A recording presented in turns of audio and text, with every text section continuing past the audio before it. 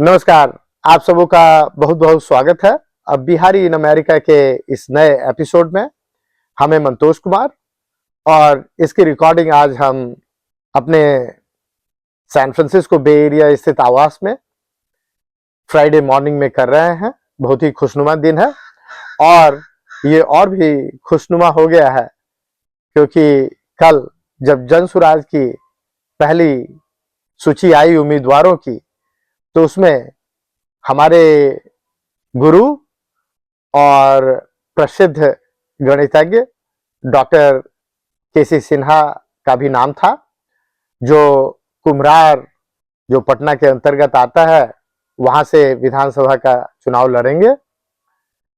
तो ये जान के अत्यंत प्रसन्नता हुई और इस प्रसन्नता में हमने सोचा कि कुछ उनके बारे में कही अनकही कहानियां जो हमने खुद एक्सपीरियंस किया है और लोगों से सुना है वो आपके साथ शेयर करूं। डॉक्टर केसी सिन्हा की सबसे बड़ी खासियत उनका एक प्रख्यात गणितज्ञ होना नहीं है, बट उनका एक humble, down to earth and a genuinely loving person होना है।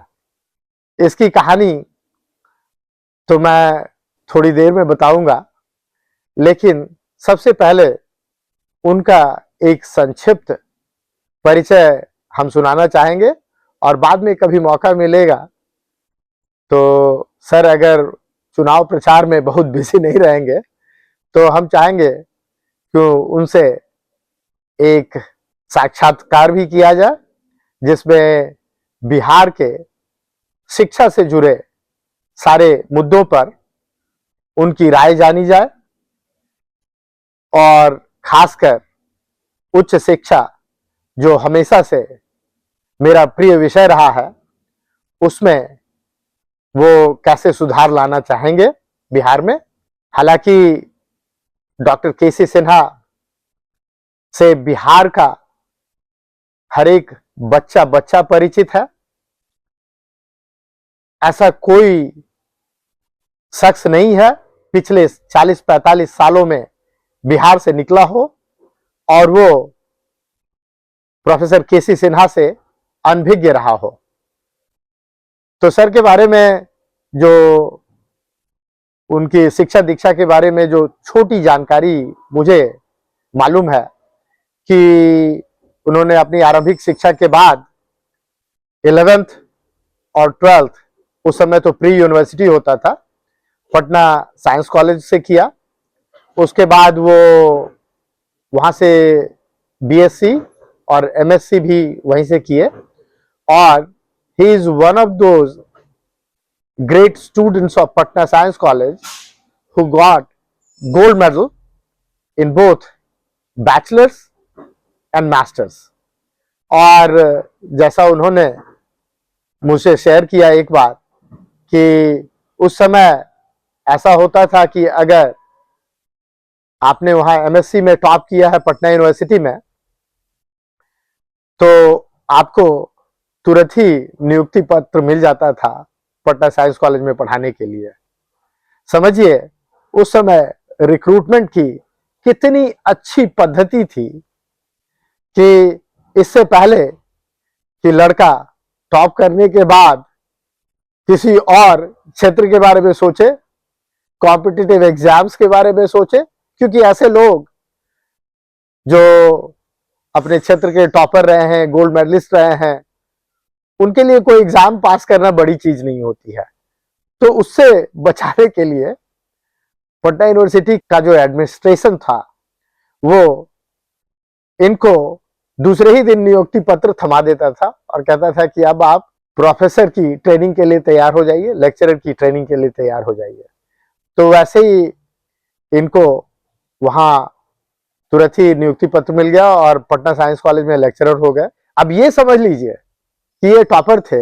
इनके जो थर्ड टॉपर थे उनका नाम तो मैं भूल रहा हूं, लेकिन बहुत ही महत्वपूर्ण व्यक्ति हैं।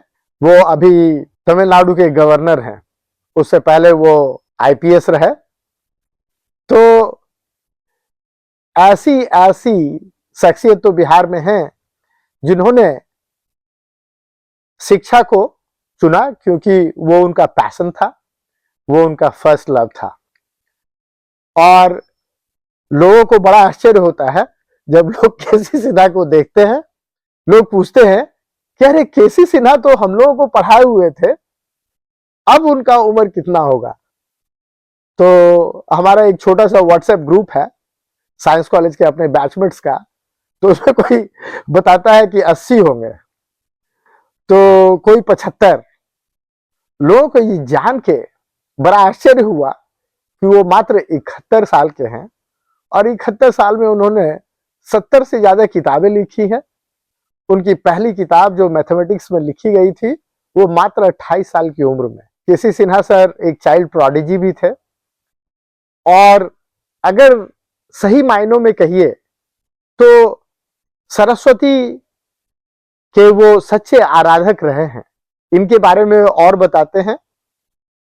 तो साइंस कॉलेज में ये शिक्षक ही नहीं रहे, वहां पढ़ाते पढ़ाते ये वहां के हेड ऑफ द डिपार्टमेंट हुए और उसके बाद dean of science faculty Patna university के हुए, पटना साइंस कॉलेज के प्रिंसिपल हुए और फिर पटना यूनिवर्सिटी के वाइस चांसलर हुए। और जब हम लोग वहां पढ़ते थे तो हमको संयोग से पता चला कि केसी सिन्हा सर कहीं नाला रोड के पास एक करकट लगा के अपना मैथमेटिक्स का कोचिंग चलाते हैं जो कि इंजीनियरिंग के एडमिशन के इच्छुक छात्रों के लिए चलता है। हम भी सोचे कि क्यों ना चल के देखा जाए कि सर क्या पढ़ाते हैं। तो साइकिल उठाई और सर के यहां पहुंच गए। तो सर के यहां तो उस करकट के अंदर और बाहर छात्रों की भीड़ इतनी ज्यादा थी कि लगता था कि हम लोग बाबा धाम पहुंच गए हैं भगवान शिव पे जल चढ़ाने। और सर आगे एक बोर्ड के सामने अपना गर्मी में लगे हुए थे पढ़ाने। और सर का कद छोटा है बट उनकी विद्या बहुत बड़ी है। पहले हफ्ते कुछ एल्जेब्रा वो पढ़ा रहे थे, तो सारा क्वाड्रेटिक इक्वेशंस और जो लीनियर एल्जेब्रा के सारे कोर्सेज वो बड़े मन से पढ़ाते थे। तो पहले हफ्ते तो उन्होंने कुछ नहीं पूछा, दूसरे हफ्ते भी कुछ नहीं पूछा, तीसरे हफ्ते से उन्होंने लोगों को याद दिलाना शुरू किया कि अगर आप लोगों ने अभी तक फीस नहीं भरी है तो आप फीस जमा कर दीजिए। 20-30 सेकंड का कुछ बोल के फिर अपना इक्वेशन सॉल्व करने लगे। उसके बाद बायनोमियल इक्वेशन आया, वो भी हम लोग देख लिए कि सर कैसे पढ़ा रहे हैं। और सर बड़ा अच्छा सरल तरीके से, नॉन फ्लैसी, ज्यादा कुछ तामझाम नहीं, एकदम ऐसा आदमी जिसका पूरा कॉन्सेप्ट क्लियर है, अपनी पढ़ाई अपनी विद्वता शेयर करना चाहते हैं बच्चों से। उतना हो गया कि बायनोमियल इक्वेशन, अब समझिए कि 4-5 हफ्ते हो गए, करीब 1.5 महीना के बाद जब सर परम्यूटेशन एंड कॉम्बिनेशन जब पढ़ाने लगे तो वो थोड़ा लेक्चर से पहले लोगों से पूछते थे कि अब आप लोग जमा कर दिए हैं ना, ऐसा मत कीजिए कि हमको आपके साथ सख्ती करना पड़े। हालांकि उनका फीस ज्यादा नहीं था, लेकिन उस समय जिसके पास पैसे नहीं थे उसको तो ज्यादा लगता ही था। तो जब पूरा परम्यूटेशन कॉम्बिनेशन खत्म हो गया तब समझिए कि या तो लोग वहां से खिसक लिए या लोगों ने पैसा जमा किया। हम वैसे स्टूडेंट थे जिसने वहां तक उनसे सीखा बिना पैसे का। अब एक तरह से ये समझ लीजिए कि हम एकलव्य की तरह ऑनेस्ट तो नहीं थे, लेकिन एकलव्य की तरह मुफ्त शिक्षा तो पाई ही केसी सिन्हा सर से। 30-40 साल के बाद जब केसी सिन्हा से फिर मेरी मुलाकात इस बार मई में मेरे पटना के बहुत ही संक्षिप्त प्रवास के दौरान हुई, तो हमने इस बात का जिक्र किया तो सर बहुत हंसने लगे जोर से और कहे कि मंतोष जी आप ही नहीं थे, बहुत सारे लोग थे और हमको इसका पता था, लेकिन हम लोग जान के इस तरह का क्वेश्चन या दबाव बच्चों पे ज्यादा नहीं देना चाहते थे, क्योंकि जितने लोग फीस देते थे उतना ही काफी था हमारे लिए उस समय, क्योंकि पढ़ाना मुख्य ध्येय होता था। पैसा तो जो हो जाता था वो हम लोगों के लिए सफिशिएंट था।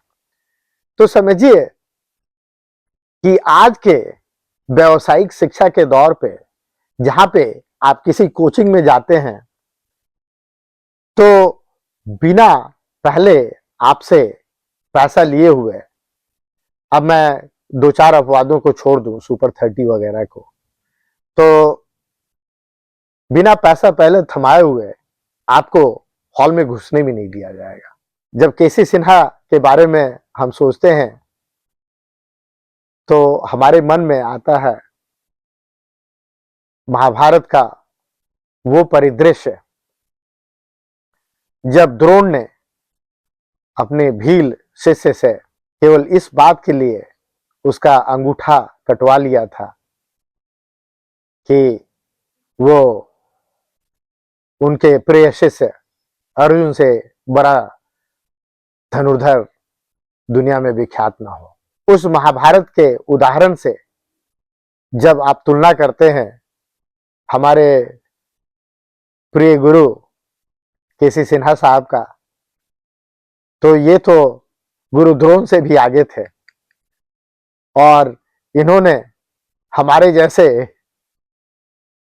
बहुत सारे एकलव्यों जिन्होंने उनकी शिक्षा का मुफ्त में रसास्वादन किया उससे कभी अंगूठा नहीं मांगा। तो आज का एपिसोड मैं और करना नहीं चाहूंगा, लेकिन एक गुरु को मैं नमन करते हुए पटना की समस्त जनता, कुम्हरार के सारे वोटर्स से आग्रह करूंगा कि आप केसी सिन्हा सर को जरूर जिताएं। ये ऐसे समर्पित व्यक्ति हैं शिक्षा के क्षेत्र में।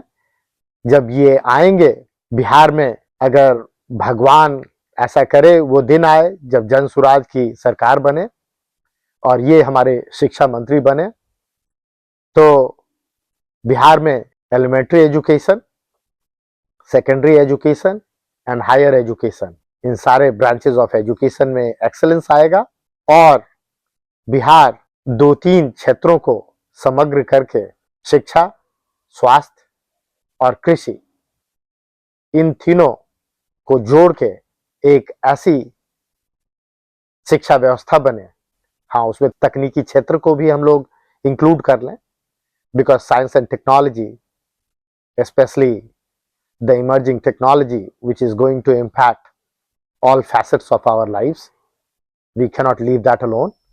इन सब को जोड़ के एक ऐसा इंटीग्रेटेड एजुकेशनल सिस्टम बने जहां से लोग both pure and applied sciences में ट्रेन होके बिहार में उद्योग को बढ़ावा दें, बिहार में एक माइक्रो एंड मैक्रो एंटरप्रेन्योरशिप का क्लाइमेट बने और उसके अग्रदूत हमारे केसी सिन्हा साहब और उनके सारे पढ़ाए हुए चेले भी बने।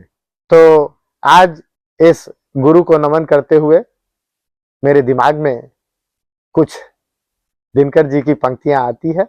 किसको नमन करूं मैं भारत, किसको नमन करूं मैं, तुझको या तेरे नदीश गिरिवन को नमन करूं मैं, मेरे प्यारे देश, देह या मन को नमन करूं मैं, किसको नमन करूं मैं, भारत किसको नमन करूं मैं।